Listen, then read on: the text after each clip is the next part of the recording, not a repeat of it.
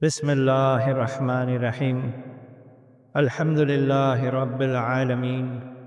الصلاة والسلام على سيد المرسلين وعلى آله وأصحابه أجمعين. أما بعد.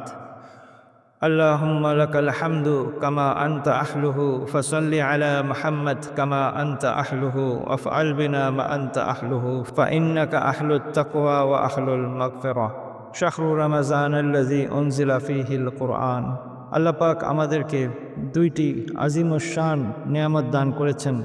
একটি মাসের দিক থেকে আফজাল রমজান, আর একটি কিতাবের দিক থেকে আফজাল কোরআন। আর এই কোরআনে পাক ও আল্লাহ পাক এই রমজান মাসেই অবতীর্ণ করেছেন। এই মাস এবং এই কিতাবের আজমত আর কি বলবো। শুধু যদি একটি সূরার কথাই বলি, হযরত আলী রাদিয়াল্লাহু তাআলা আনহু বলেছেন, আল্লাহ পাক তার উপর সূরা ফাতিহার যেই আজিমুশ-শান রাজগুলো খুলেছেন তা যদি উনি লিপিবদ্ধ করেন আর সেগুলো যদি উটের উপর সওয়ার করানো হয়, তাহলে ৭০টি উটও তার জন্য যথেষ্ট হবে না। তাহলে এর কথার মাধ্যমে বোঝা যায় যে আল্লাহ পাকের পুরো কালামে না জানি কত রাজ আল্লাহ পাক আমাদের জন্য রেখেছেন। আজকে আপনাদের জন্যে আমার একটি সিনার রাজ জানাবো, এমন একটি আমল যা হয়তো আপনারা কোনো কেতাবে পাবেন না। এটা বিভিন্ন বুজুর্গানে দিনের সিনা বা সিনা আমার কাছে পৌঁছেছে, এবং তাই আজকে আমার ইমানি দায়িত্ব মনে করে আমি আপনাদের কাছে পৌঁছাচ্ছি।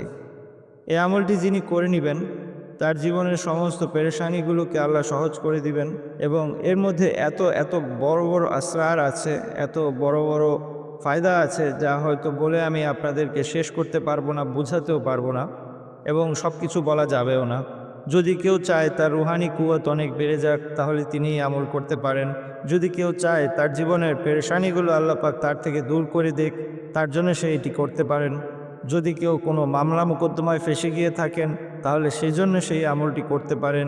যদি কেউ অসুস্থ থাকেন এবং মুকাম্মাল শেফা পেতে চান, তার জন্য তিনি এই আমলটি করতে পারেন। কেউ যদি গায়বী রিজিকের আশা করেন এবং জীবনকে সহজ করতে চান, তাহলে তিনি এই আমলটি করতে পারেন। কেউ যদি ইবাদতে মনোযোগ এবং আমলের তৌফিক এবং রোজা যেন সহজে তিনি করতে পারেন সেই নিয়তে করতে চান, সেটিও তিনি করতে পারেন। মোট কথা, আপনি যে কোনো নিয়তেই এই আমলটিকে করতে পারবেন। আপনি এর পাশাপাশি আগের থেকে যেই রিজিকের আমল বা যে কোনো আমল যদি করে থাকেন, তার পাশাপাশি এই আমলটিকে আপনি করতে পারবেন।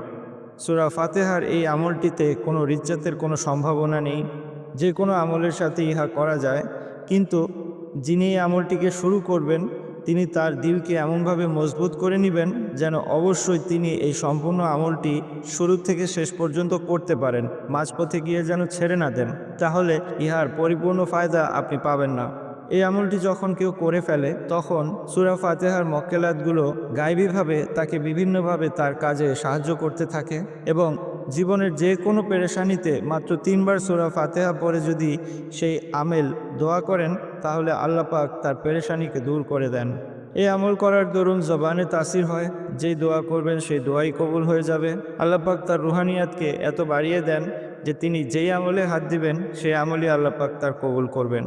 মোট কথা, এই আমলে এত আজিম আজিম রাজ, এমন এমন গোপন গোপন বিষয় আছে যা আমি চাইলেও বলতে পারবো না, কিন্তু যিনি করবেন তিনি অবশ্যই ইহা বুঝতে পারবেন। তাই আসুন কথা না বাড়িয়ে আমলটি কিভাবে করতে হয় তা আপনাদেরকে বলে দিই। যেদিন রমজানের প্রথম চাঁদ উঠবে, সেদিন সেহরির সময় আপনাকে সূরা ফাতিহা পড়তে হবে ৭০ বার, পূর্বে পরে ৪০ বার দুরূদ শরীফ, এবং মাঝখানে প্রতিবার বিসমিল্লাহির রহমানির রহিম সহ সূরা ফাতিহাকে ৭০ বার পড়তে হবে ফজরের আজানের পূর্বে। কেউ যদি এই আমলটি অসুস্থতার জন্য করেন, তাহলে তার সামনে তিনি একটু পানি রাখবেন এবং আমলটি করা শেষ হলে পানিতে ফু দিয়ে রেখে দিবেন, এবং সেই পানিকে তিনি ইফতারির সময় ব্যবহার করবেন। এই গেল আমলের প্রথম অংশ।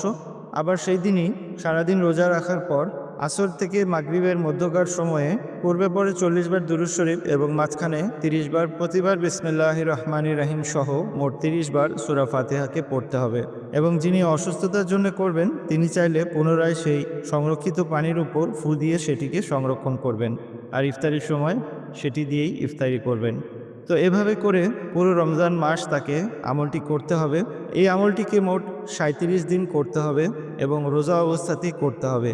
ঈদের দিন আমল করার কোনো প্রয়োজন নেই। যদি ২৯টি রোজা হয়ে থাকে, তাহলে ঈদের পরের দিন থেকে 8টি রোজা রাখতে হবে এবং এভাবেই আমলটি করতে হবে। আর যদি 30টি রোজা হয়ে থাকে তাহলে ঈদের পরের দিন থেকে মোট 7টি রোজা রাখতে হবে এবং ঠিক এভাবেই করে যেতে হবে। অর্থাৎ ঈদের দিন ব্যতীত রোজা যেই কয়টি হবে সেই হিসাবে পরবর্তীতে 7টি রোজা হয়তো রাখতে হবে অথবা 8টি রোজা রাখতে হবে, কিন্তু মোট আমলটি করে যেতে হবে 37 দিন। আর এই 37 দিন করার মধ্যে দিয়ে তিনি এই আমলটি সম্পন্ন করবেন। রিজিক দুই ধরনের হয়, একটি হলো জাহেরি রিজিক আর একটি হলো বাতিনি রিজিক। আল্লাহ পাক চাইলে কাউকে জাহেরি দিক থেকে কোনো রিজিক দান করতে পারেন অথবা কাউকে কোনো বাতিনি রিজিক দান করতে পারেন। মোট কথা, আমলটি শেষ করার মধ্যে দিয়ে এই সূরার মক্কেলাতগুলো তার প্রতি মানুষ হয়ে যাবে, পাশাপাশি তার জীবনের পেরেশানিগুলো দূর হয়ে যাবে, তার রুহানিয়াত আজিম হয়ে যাবে, তার জবানে তাসির হয়ে যাবে, রিজিকের পেরেশানি দূর হয়ে যাবে, পাশাপাশি আল্লাহ পাকের তরফ থেকে বড় কোনো আজিমুশান নেয়ামত তিনি পেয়ে যেতে পারেন। তো মোট কথা, এই আমলের ফায়দা বলে শেষ করা যাবে না। এটি এক একজনের উপর তার রুহানি কাইফিয়ত অনুযায়ী এক এক রকম তাসির প্রকাশ করে, কিন্তু এর মধ্যে এত আজিম রহমত, বরকত, নুসরত রয়েছে যা আমি বলে শেষ করতে পারবো না। এবং এটির কোনো সাইড ইফেক্টও নেই। যে কেউ এই আমলটিকে করতে পারেন, এর দ্বারা এত বেশি উপকার তিনি পাবেন যে ইনশাল্লাহ তিনি আমার জন্য দোয়া করতে বাধ্য হবেন। আজকে আমার সিনায় থাকা একটি রাজ আপনাদের জন্য উন্মুক্ত করলাম।